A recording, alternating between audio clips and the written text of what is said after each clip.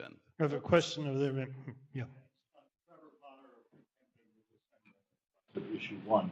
It sounds as if you concluded that the single best place to start to fix what you're identifying is in the campaign finance system. Is that right? I think issue 1 is aptly named, if that's your question. And so my first question is that issue? Yeah.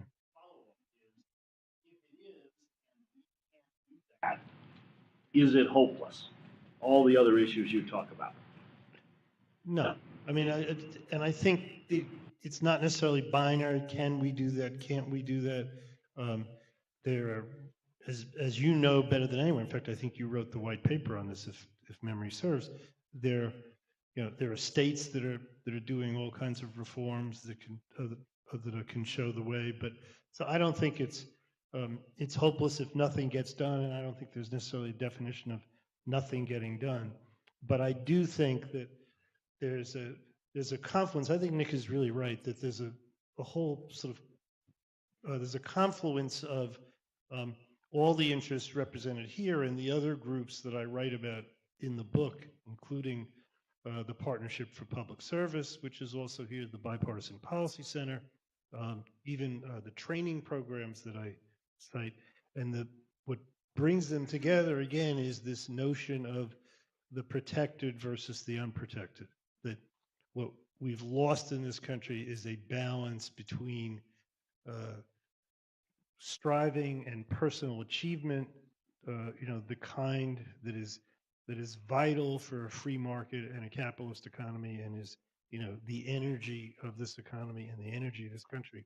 A balance between that and spending some time and some effort also being concerned about the common good, and then the notion that everybody therefore is in some way responsible for the common good. And most important, and the place where Dennis works, is if you violate the common good, if your conduct isn't reined in and you violate the common good, you have to be accountable. There's no accountability in the financial sector.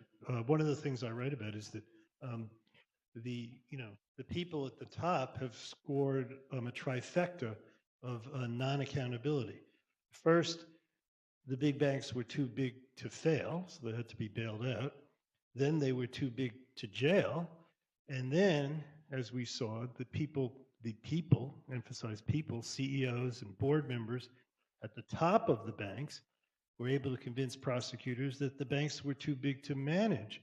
And therefore, you could not prove guilt beyond a reasonable doubt that anyone at the top knew any of the bad stuff that was going on, because how were they supposed to know? They have all these employees and all these offices, so I didn't know about that. So we have to restore that sense of accountability too. And I think all the work that they're doing and others are doing is aimed in that direction.